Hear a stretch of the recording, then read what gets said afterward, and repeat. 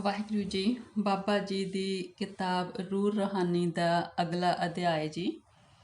ਇਹਦੇ ਵਿੱਚ ਸਿਰਲੇਖ ਹਨ ਸੁੱਖ ਦੁੱਖ, ਬੁੱਧੀ, ਭਰਮ ਭੁਲੇਖਾ ਅਤੇ ਪਾਪ ਪੁੰਨ।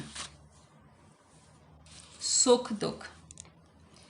ਵਾਹਿਗੁਰੂ ਜੀ ਆਪਣੇ ਪਿਆਰੇ ਦੇ ਗਲ ਵਿੱਚ ਦੁੱਖ ਰੂਪੀ ਜੇਵੜੀ ਪਾ ਕੇ ਆਪਣੇ ਵੱਲ ਖਿੱਚ ਲੈਂਦੇ ਹਨ। ਦੁੱਖ ਦਾ ਮੂਲ ਕਾਰਨ ਅੰਦਰ ਹੈ। ਬਾਹਰੋਂ ਕੁਝ ਬਹਾਨਾ ਮਿਲਿਆ, ਦੁੱਖ ਪ੍ਰਗਟ ਹੋ ਗਿਆ। ਮੈਂ ਹੀ ਆਪਣਾ ਨਰਕ ਹਾਂ, ਕੋਈ ਦੂਸਰਾ ਦੋਸ਼ੀ ਨਹੀਂ। ਸੁੱਖ ਜਿਤਨਾ ਜ਼ਿਆਦਾ ਹੋਵੇਗਾ, ਉਤਨੀ ਮਾਤਰਾ ਦੁੱਖ ਵੀ ਜ਼ਿਆਦਾ ਹੋਵੇਗਾ। ਅਨੁਪਾਤ ਸਦਾ ਬਰਾਬਰ ਹੋਵੇਗਾ। ਦੁੱਖ ਇੱਕ ਹੀ ਹੈ ਕਿ ਅਸੀਂ ਆਪਣਾ ਕੇਂਦਰ ਭੁੱਲ ਕੇ ਭਟਕ ਰਹੇ ਹਾਂ। ਦੁੱਖ ਦਾ ਸੰਬੰਧ ਦੂਜੇ ਨਾਲ ਹੈ। ਦੁੱਖ ਉਧਾਰ ਹੈ। ਦੁੱਖ ਤੋਂ ਰਹਿਤ ਨਿਰਮਲ ਸੁੱਖ ਇਸ ਸੰਸਾਰ ਵਿੱਚ ਉਤਪੰਨ ਹੀ ਨਹੀਂ ਹੋਇਆ। ਬਿਪਤਾ ਦੁੱਖ ਦਰਦ ਤੋਂ ਘਾਬਰੋ ਨਾ। ਦੁੱਖ ਨੂੰ ਵਾਹਿਗੁਰੂ ਜੀ ਦੀ ਦਾਤ ਮੰਨੋ। ਵਾਹਿਗੁਰੂ ਜੀ ਦੁੱਖ ਸਾਡੀ ਆਤਮਿਕ ਉੱਨਤੀ ਵਾਸਤੇ ਘੱਲਦੇ ਹਨ। ਧਨੀ ਆਦਮੀ ਜ਼ਿਆਦਾ ਨਿਰਾਸ਼ ਹੁੰਦਾ ਹੈ। ਸੁੱਖ ਦੀ ਤਾਂ ਕੇਵਲ ਆਸ਼ਾ ਰਹਿੰਦੀ ਹੈ, ਮਿਲਦਾ ਕਦੇ ਵੀ ਨਹੀਂ। ਅਨੁਭਵ ਤਾਂ ਦੁੱਖ ਹੀ ਦੁੱਖ ਦਾ ਹੁੰਦਾ ਹੈ। ਸੰਸਾਰ ਵਿੱਚ ਦੁੱਖ ਪੀੜਾ ਨਾ ਹੋਵੇ ਤਾਂ ਪਰਮਾਤਮਾ ਦੀ ਯਾਦ ਕੌਣ ਕਰਵਾਏ। ਦੁਖੀ ਆਦਮੀ ਨੂੰ ਹੀ ਮਨੋਰੰਜਨ ਦੀ ਭਾਲ ਹੈ, ਮਨ ਦੇ ਉਲਝਾਉਣ ਦੀ। ਸੁਖੀ ਤਾਂ ਆਪਣੇ ਆਪ ਵਿੱਚ ਪਰਿਆਪਤ ਹੈ, ਕੁਝ ਵੀ ਨਹੀਂ ਚਾਹੀਦਾ। ਮਨ ਹੀ ਨਹੀਂ ਬਚਦਾ, ਚਾਹੁਣਾ ਕੀ। ਸਵੈ ਸੁੱਖ ਸਰੂਪ ਹੈ, ਰਸ ਹੈ, ਆਪਣੀਆਂ ਜੜ੍ਹਾਂ ਵਿੱਚ ਹੀ ਵਗਦਾ ਹੈ। ਪਰਮਾਤਮਾ ਤੋਂ ਜਿਤਨੀ ਦੂਰੀ, ਉਤਨੀ ਮਾਤਰਾ ਦਾ ਦੁੱਖ। ਪਰਮਾਤਮਾ ਦੀ ਜਿਤਨੀ ਨੇੜਤਾ, ਉਤਨੀ ਮਾਤਰਾ ਦਾ ਸੁੱਖ। ਧਰਤੀ ਹੀ ਸੰਕਟ ਹੈ, ਦੁੱਖ ਹੈ, ਇਸ ਤੋਂ ਉੱਪਰ ਉੱਠਣਾ ਹੈ। ਮਨ ਆਸ਼ਵਾਸਨ ਦਿੰਦਾ ਹੈ ਸੁੱਖ ਦਾ, ਪਰ ਲੈ ਜਾਂਦਾ ਹੈ ਦੁੱਖ ਵਿੱਚ। ਦੁਨਿਆਵੀ ਸੁੱਖ ਦੇ ਘੂੰਘਟ ਪਿੱਛੇ ਦੁੱਖ ਹੀ ਛਿਪਿਆ ਪਿਆ ਹੈ। ਸੁੱਖ ਦੀ ਕਾਮਨਾ ਦੁੱਖ ਦਾ ਬੀਜ ਹੈ। ਦੁੱਖ ਮਿਲਿਆ ਹੈ, ਕੋਈ ਕਾਰਨ ਹੋ ਸਕਦਾ ਹੈ, ਸੁੱਖ ਅਕਾਰਨ ਹੈ। ਦੁੱਖ ਦਾ ਮੂਲ ਕਾਰਨ ਇਹ ਹੈ, ਅਸੀਂ ਉਸ ਨੂੰ ਪਕੜਦੇ ਹਾਂ ਜੋ ਟਿਕਦਾ ਨਹੀਂ। ਸੰਸਾਰ ਦਾ ਸੁਭਾਅ ਹੀ ਚੰਚਲ ਹੈ। ਅਸਥਿਤ ਜੋ ਵੀ ਪਕੜਨਾ ਚਾਹੇਗਾ, ਦੁਖੀ ਹੋਵੇਗਾ। ਧਨ ਵਿੱਚੋਂ ਮਿਲਿਆ ਸੁੱਖ ਵੀ ਦੁੱਖ ਨਾਲੋਂ ਬਦਤਰ ਹੈ। ਪ੍ਰੇਮ ਵਿੱਚੋਂ ਮਿਲਿਆ ਦੁੱਖ ਵੀ ਧਨ ਦੇ ਮਿਲੇ ਸੁੱਖ ਨਾਲੋਂ ਅੱਗੇ ਹੈ। ਮੇਰੇ ਕੀਤੇ ਤਾਂ ਦੁੱਖ ਹੀ ਹੋ ਸਕਦਾ ਹੈ, ਸੁੱਖ ਦੀ ਕੋਈ ਕਿਰਨ ਵੀ ਪ੍ਰਸਾਦ ਹੈ। ਬੁੱਧੀ। ਹੇ ਜੀਵ, ਜੇ ਤੂੰ ਪਰਮਾਰਥ ਦੇ ਮਾਰਗ ਤੇ ਚੱਲਣਾ ਹੈ ਤਾਂ ਬੁੱਧੀ ਦੀ ਆਗਿਆ ਪ੍ਰਵਾਨ ਕਰ। ਬੁੱਧੀ ਸਰੀਰ ਦਾ ਹਿੱਸਾ ਹੈ। ਕਹਿਣਾ ਬੋਲਣਾ ਬੁੱਧੀ ਤੋਂ ਹੁੰਦਾ ਹੈ। ਤੁਸੀਂ ਬੁੱਧੀ ਵਿੱਚ ਨਹੀਂ, ਬੁੱਧ ਤੁਹਾਡੇ ਵਿੱਚ ਹੈ।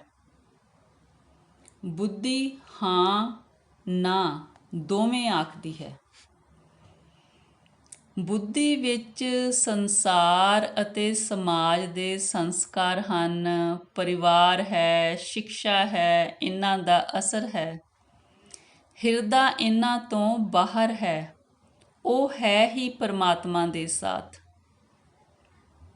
ਬੁੱਧੀ ਸਦਾ ਪੁਰਾਣੇ ਨਾਲ ਰਾਜੀ ਹੈ, ਕੋਹਲੂ ਦੇ ਬੈਲ ਵਾਲੇ ਰਸਤੇ ਵਾਂਗ।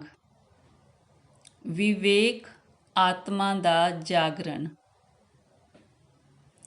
ਜਾਗਤ ਸੋਇਆ ਸਾਧਾਰਣ ਆਮ ਆਦਤ ਵਿੱਚ ਜੀਵਦਾ ਹੈ। ਗੁਰੂ ਆਖਦਾ ਹੈ ਕਿ ਹੋਸ਼ ਨਾਲ ਜੀਓ।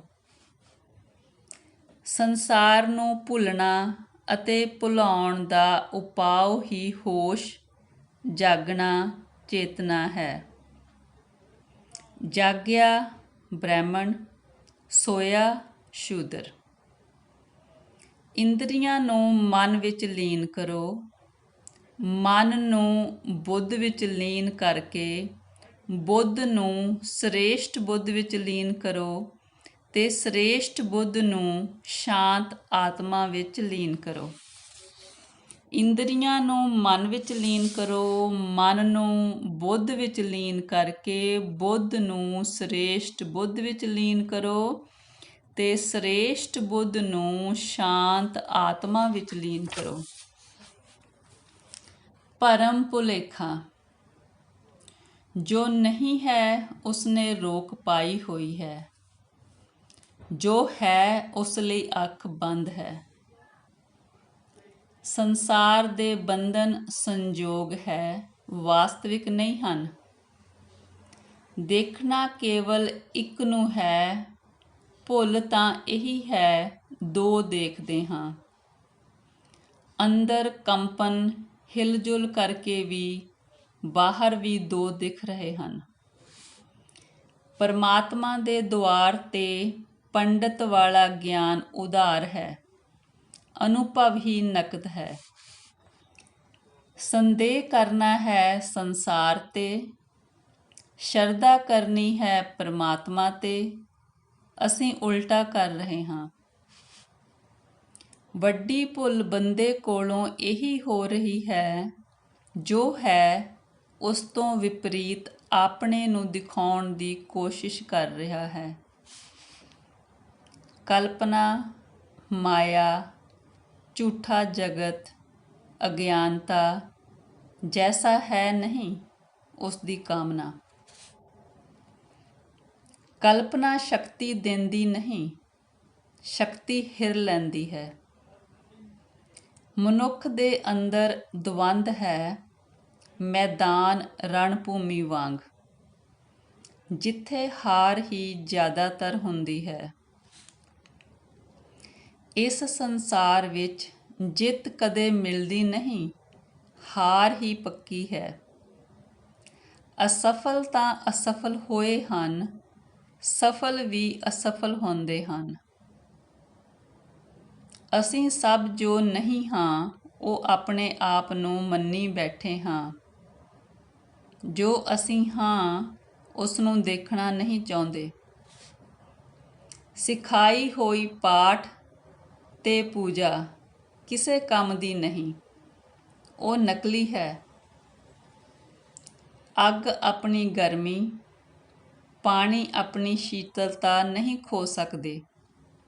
ਐਵੇਂ ਹੀ ਮਨੁੱਖ ਆਪਣੇ ਸੱਚ ਦਾ ਆਨੰਦ ਨੂੰ ਨਹੀਂ ਖੋ ਸਕਦਾ। ਜੋ ਮੂਲਵਾਨ ਹੈ ਉਹ ਭੀਤਰ ਹੈ, ਜੋ ਨਿਰਮੁੱਲ ਹੈ ਉਹ ਬਾਹਰ ਹੈ।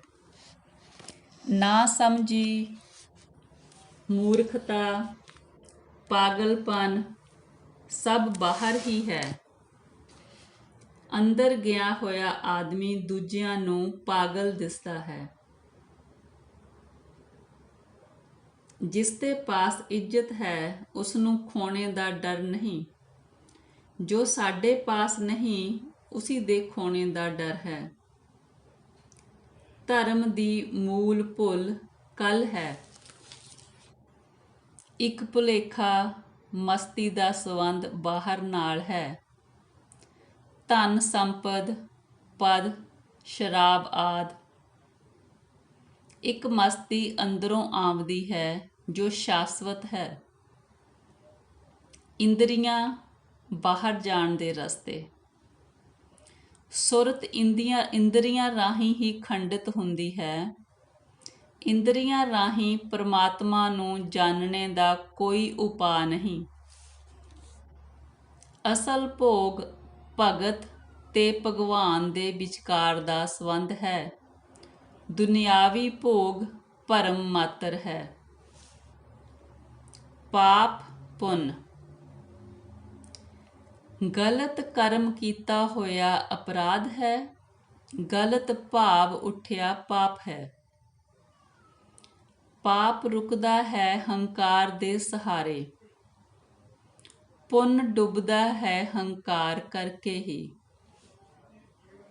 ਕੁਦਰਤ ਵੱਲੋਂ ਪਾਪ ਕਰਨ ਦੀ ਸਜ਼ਾ ਬਦਲਾ ਲੈਣ ਵਾਸਤੇ ਨਹੀਂ, ਸੁਧਾਰ ਕਰਨ ਵਾਸਤੇ ਮਿਲਦੀ ਹੈ। ਪਾਪ ਦਾ ਮੂਲ ਮਾਇਆ ਦੀ ਪ੍ਰੀਤ ਹੈ ਅਤੇ ਸਾਰੇ ਭੋਗਾਂ ਦਾ ਫਲ ਸ਼ੋਕ ਤੇ ਦੁੱਖ ਹੈ। ਪਾਗਲ ਜੋ ਪੂਰੀ ਤਰ੍ਹਾਂ ਆਪਣੇ ਤੋਂ ਬਾਹਰ ਚਲਾ ਗਿਆ, ਆਤਮ ਗਿਆਨੀ ਠੀਕ ਆਪਣੇ ਵਿੱਚ ਕੇਂਦਰਿਤ ਹੋ ਗਿਆ। ਵਿਚਕਾਰ ਆਮ ਬੰਦਾ ਹੈ, ਜਿਸ ਵਿੱਚ ਪਾਗਲ ਵਾਲਾ ਗੁਣ ਮੌਜੂਦ ਹੈ।